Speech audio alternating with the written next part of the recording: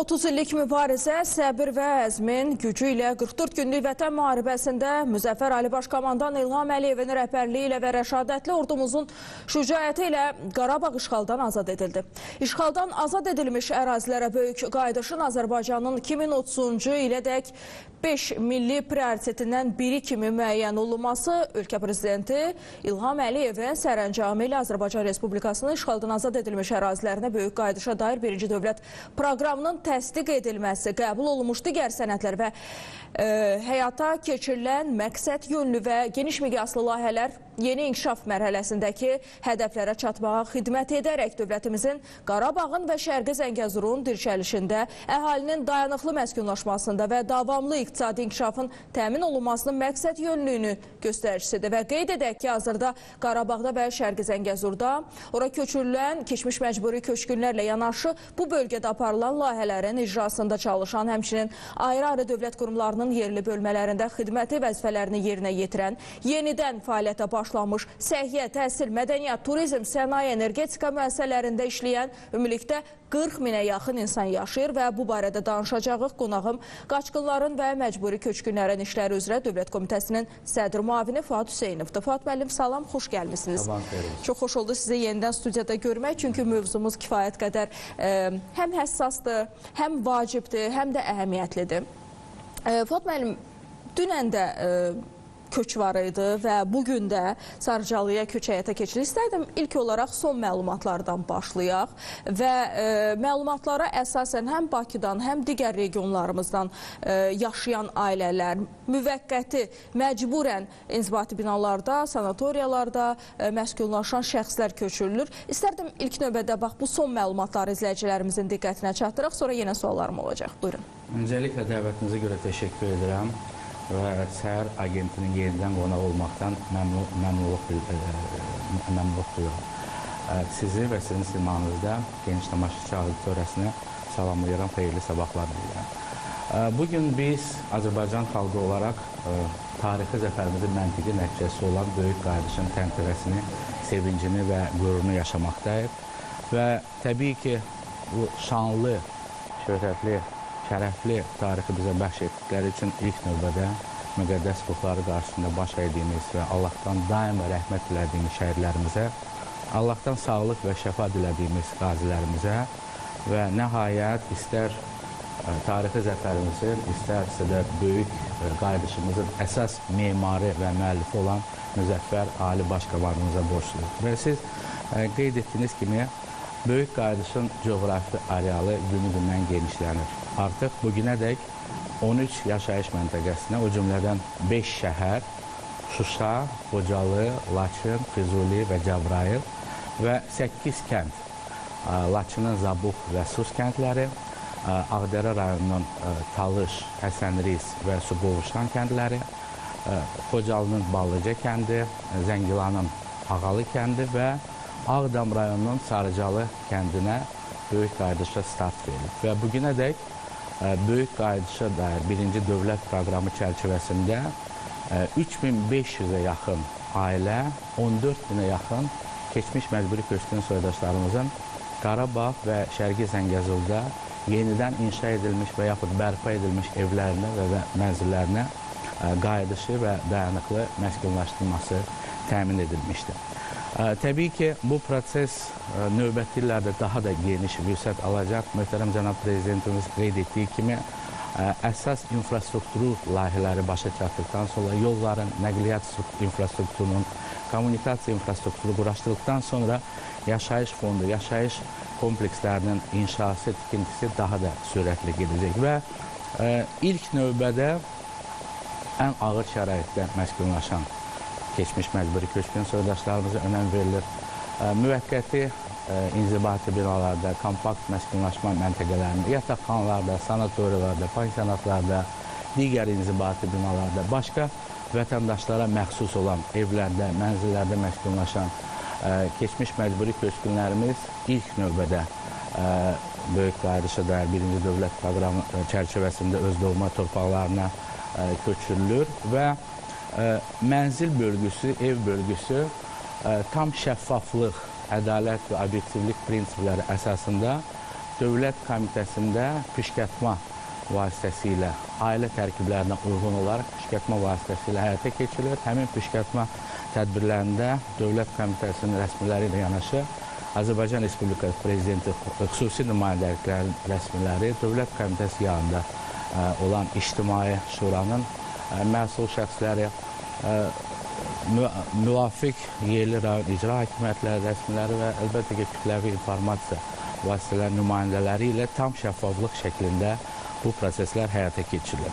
Onu da qeyd etmək istəyərdim ki, Qaçqınların və Məcburi Köçkünlərin İşləri üzrə Dövlət Komitəsi Böyük Qayıdışa dair birinci dövlət proqramı və onun tədbirlər planından irəli gələn tapşırıqlar üzrə 5 bənd üzrə əsas icraçı qurum kimi və 12 bənd üzrə isə digər icraçı qurum kimi müəyyənləşdirilmişdir. Əsas fəaliyyət istiqamətləri dedikdə, təbii ki, bura ilk növbədə Böyük Qayıdışın bünövrəsini, təməlini təşkil edən sosioloji sorğuların keçirilməsi, keçmiş məcburi köçkünlərin qayıdışı ilə bağlı ilkin proqnozların hazırlanması, təbliğat, təşviqat, maarifləndirmə işlərinin aparılması, böyük qayıdış prosesinin istər yerli, istərsə də xarici kütləvi informasiya vasitələrində işıqlandırılması, böyük qayıdış prosesinin texniki və təşkilati məsələlərin həlli, böyük qayıdış prosesinin səmərəliliyini artırmaq məqsədi ilə xüsusi qaynar xətt xidmətinin yaradılması və dayanıqlı icmaların yaradılması məqsədi ilə reinteqrasiya tədbirlərinin həyata keçirilməsidir. Və bu əsas fəaliyyət istiqamətləri hal-hazırda Dövlət Komitəsinin gündəlik fəaliyyətinin əsas prioritetləridir. İndi siz danışırdınız, məndə bir sual yarandı. Biz Böyük Qayıdış proqramı çərçivəsində həyata keçirilən işlərdən danışırıq, Böyük Qayıdış proqramından danışırıq və həmvətənlərimizin tez bir zamanda Azərbaycanın öz gücü hesabına tez bir zamanda minaların olmasına baxmayaraq inşa etdiyi evlərə, inzibati binalara, təhsil komplekslərinə, ümumiyyətlə həmin ərazilərə baxın necə gözəldir. Biz hazırda monitorda da təqdim olunur. Qayıtmasından danışırıq, amma mənim bir sualım var sizə. Biz bilirik ki, işğal altında olan bizim digər ərazilərimiz də var idi. Konkret olaraq Qazağın kəndlərindən danışıram. Çünki biz bu yaxınlarda bir sənətli film təqdim etmişdik və həmin sənətli filmdə bəli, çox sual gəldi bizə. Çox sual ünvanlandı ki, bəs bu ərazilərdə siyahıya alınma necə aparılır? Həmin ərazilərdə, misal üçün, xeyli sayda mənə mesaj gəlib ki, 6 yaşında çıxan var, 3 yaşında çıxan var, amma xatirələrində qalan o yerlər var və onlar o yolları çox gözəl xatırlayırlar, evlərini çox gözəl xatırlayırlar. İstərdim, bax, bizi izləyən o izləyicilərimizin də bu suallarına bir növ siz cavab verəsiniz. Nə vaxt qayıdış planlaşdırılır və yaxud da planlaşdırılırmı? Təbii ki, abadlıq quruculuq işləri həyata keçirməlidir, mən orada oldum. Xeyli sayda minalarla çirklənilmiş ərazi var, amma siyahıya alınma gedirmi? Təşəkkür edirəm sualınıza görə. Əlbəttə ki, Böyük Qayıdışa dair birinci dövlət proqramı tərtib edildiyi zaman həmin kəndlər nəzərə alınmamışdı. Hal-hazırda təbii ki, siz qeyd etdiyiniz kəndlərə qayıdacaq keçmiş məcburi köçkünlərin qayıdışı ilə bağlı məsələlər ən yüksək səviyyədə həll olunmaqdadır və bununla bağlı geniş ictimaiyyətə məlumat veriləcək. Fuad müəllim, bir də siz qeyd etdiniz 13 məntəqə, daha 20 məntəqədə də məskunlaşma planlaşdırılacaq dediniz. Bu 20 məntəqəyə hansı ərazilər aiddir və ümumiyyətlə son informasiyalarda nələr var? Möhtərəm cənab prezidentimiz ilin əvvəlində, səhv etmirəmsə, yanvarın 7-sində yerli televiziya kanallarına verdim. Siz də həmin müsahibənin iştirakçısınız. Möhtərəm cənab prezidentimiz qeyd etmişdi ki, bu ilin sonuna dək daha 20 yaşayış məntəqəsinə Böyük Qayıdışa start verilməsi nəzərdə tutulur. Onu qeyd etmək istəyərdim ki, 20 yaşayış məntəqəsi demək olar ki, işğaldan azad edilmiş Şərqi Zəngəzur və Qarabağ iqtisadi rayonlarına aid bütün rayonları əhatə edilir. Və əlbəttə ki, yenə də vurğulamaq istərdim ki, növbəti illərdə Böyük Qayıdış prosesi daha da sürətlə həyata keçirilir. Biz bilirik ki, bu ərazilərə mütəmadi səfər edən diplomatik korpusun nümayəndələri var, səyyah qrupları var ki, elə bir neçə gün bundan əvvəl də həmin səyyah qruplarından biri növbəti dəfə işğaldan azad olunan ərazilərə səfər etdilər. Mənə maraqlıdır ki, o səyyah qruplarının, misal üçün əvvəl yox idi, çünki məskunlaşma yox idi. Səfər çərçivəsində iştirak etdiyim üçün bu qənaətə gəlmişəm. Həmin səyyah qrupları və yaxud da səfər edən şəxslər bizim orada məskunlaşan həmvətənlərimizlə həmsöhbət olmaq imkanı yaradılırmı onlara? Misal üçün onların yəqin ki, o həyatlarındakı bir anı dinləmək səyyah qruplarına da və yaxud da işğaldan azad olunan ərazilərə səfər edən beynəlxalq ictimaiyyətin nümayəndələrinə maraqlı olar. Bax, bu kommunikasiya yaradılırmı? Təbii ki, işğaldan azad edilmiş ərazilərimizə səfər edən istər jurnalistlər, istər siyasətçilər, istər qeyri-hökumət təşkilatları nümayəndələri üçün artıq orada məskunlaşan, belə deyək, returnist, qayıtmış əhali ilə də görüş keçirmək imkanı yaradılır və onu da demək istəyirəm, xarici qonaqlarda olduqca böyük maraq doğurur. Çünki böyük qayıdış prosesi Azərbaycan Respublikasının həyata keçirilən ölkəmizin ali rəhbərliyinin başçılığı ilə həyata keçirilən bu proses öz unikallığını səciyyələnir. İstər həcminə görə, istərsə də işğal vaxtında olan dağıntıların həcminə görə böyük qayıdış prosesi dünyada analogu olmayan bir prosesdir, unikallığı ilə səciyyələnir və ona görə də beynəlxalq təşkilatların nümayəndələri, xarici ölkələrin müxtəlif konferanslarda iştirak edən nümayəndələri böyük qayıdış prosesinə olduqca böyük diqqət yetirir və həm dövlət təşkilatları ilə, dövlət qurumları ilə, həm də keçmiş məcburi köçkünlərlə və artıq qayıtmış əhali ilə görüşlər əsnasında özləri üçün olduqca böyük sayda o human stories, insan əhvalatlarını özləri üçün yenidən kəşf edirlər. Fatma, mən istərdim ki, biz minalarla çirklənmiş ərazilərdən danışırıq və Azərbaycan dövlətinin o qarşısında duran bu missiya həm də deyərdik. Çünki bəli, hər kəs qayıtmaq istəyir, öz doğma ilə obasına hər kəs yaşamaq istəyir, səfər etmək istəyir, görmək istəyir, amma vacib və çox əhəmiyyətli o problemi unutmamalıyıq. Bu maarifləndirmə prosesi necə aparılır və ümumiyyətlə orada yaşayan, köçürülən, yeni bugün də oldu, dünən də var idi köç, həmin şəxslərə daha əvvəl məlumatlandırma prosesi aparırsınızmı? Yoxsa ora çatanda müəyyən şəxslər var ki, ərazilərin hansı çirklənmişdir, hansı təmizlənib, onlarla bağlı məlumat verir. Bu proses necə təşkil olunur?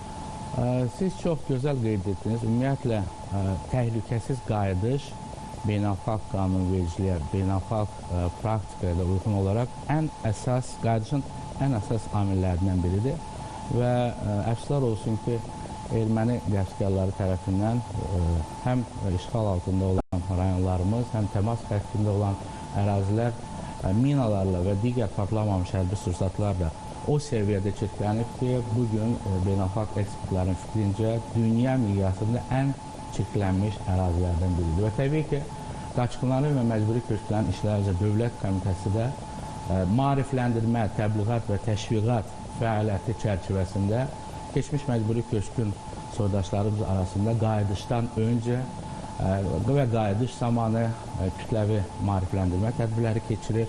Bu tədbirlər Azərbaycan Respublikası Mina Təmizləmə Agentliyi, ANAMA, Azərbaycan Qızıl Aypara Cəmiyyəti, digər təşkilatlarla birgə sıx əməkdaşlıq çərçivəsində həyata keçirilir. Bugünədək qapıdan qapıya, from door to door, birgə fəaliyyət çərçivəsində 24.000 nəfər keçmiş məcburi köçkün soydaşımız arasında bu maarifləndirmə, təlimatlandırma, risklərin idarə olunması, o nişanələrə mütləq şəkildə diqqət yetirilməsi kursları keçirilib və bu fəaliyyətlər, bu layihələr təbii ki, gələcəkdə də davam etdiriləcək. Bu eyni zamanda qeyd etdiniz ki, bugünədək artıq 400-ə yaxın bizim mülki soydaşımız mina qurbanları olmuş, 70-ə yaxın insanlarımız həyatlarını itirmiş, digərləri çox ağır xəsarətlər almışdı və mina terroru, mina təhlükəsizliyi təbii ki, qayıdışın ən əsas sütunlarından biridir. Fatma, bizim ərazilərimizdə həm də oranı görməyən, orada doğulmayan, dünyaya gəlməyən, amma ora qayıdıb yaşayan həmvətənlərimiz var. Söhbət bizim uşaqlardan gedir ki, körpələrimizdən gedir ki, bu işin təşkili onlarla necə aparılır? Çünki uşağa həmin əraziyə getmə, orada mina var, izah etmək bir qədər çətin olar yəqin ki. Uşaqlar üçün də xüsusi mina təlimat, mina maarifləndirmə proqramları mövcuddur. Məsələn, Dövlət Komitəsi Niderlandın Mark təşkilatı ilə animasiya formasında, yəni sırf məktəbli uşaqlar üçün, bəli, onların anlayacağı dildə animasiya şəklində, yəni müxtəlif oyunlar şəklində bu mina təhlükəsinə dair olduqca mühüm məlumatlar çatdırır. Dövlət Komitəsi tərəfindən böyük sayda həm maarifləndirici broşurlar, video çarxlar hazırlanıb, həm Dövlət Komitəsinin sosial şəbəkə hesablarında, həmçinin müxtəlif kütləvi informasiya vasitələrində bu yayımlar. Təbii ki, bu məsələ Dövlət Komitəsi qarşısında həmişə önəm verdiyi bir məsələdir. Fatmam, çox sağ olun. Məsuliyyətli işinizdə sizə uğurlar arzu edirik və növbəti görüşlərimizdə daha belə deyək, xeyli sayda vətənlərimizin qayıdışı statistikasını eşitmək ümidi ilə sizlə sağollaşıram. Və vurğulayım ki, studiyada qonağımız Qaçqınların və Məcburi Köçkünlərin İşləri üzrə Dövlət Komitəsinin sədri müavini Fuad Hüseynov idi. Biz onunla birlikdə Böyük Qayıdış proqramından danışdıq. Ötən gündə, bu gündə işğaldan azad olunan ərazilərimizə Böyük Qayıdış proqramı çərçivəsində həmvətənlərimizin köçü həyata keçirilir və həqiqətən də qürurlu və tarixi anlara şahidlik edirik. Amma işimiz bir o qədər də çətindir ki, məsuliyyətlidir ki, çünki həmin ərazilər hələ də minalarla çirkləndirilmiş ərazilərdir və təəssüflər olsun ki, qərb qonşularımız hələ də bizə düzgün mina xəritələrini təqdim etməyiblər.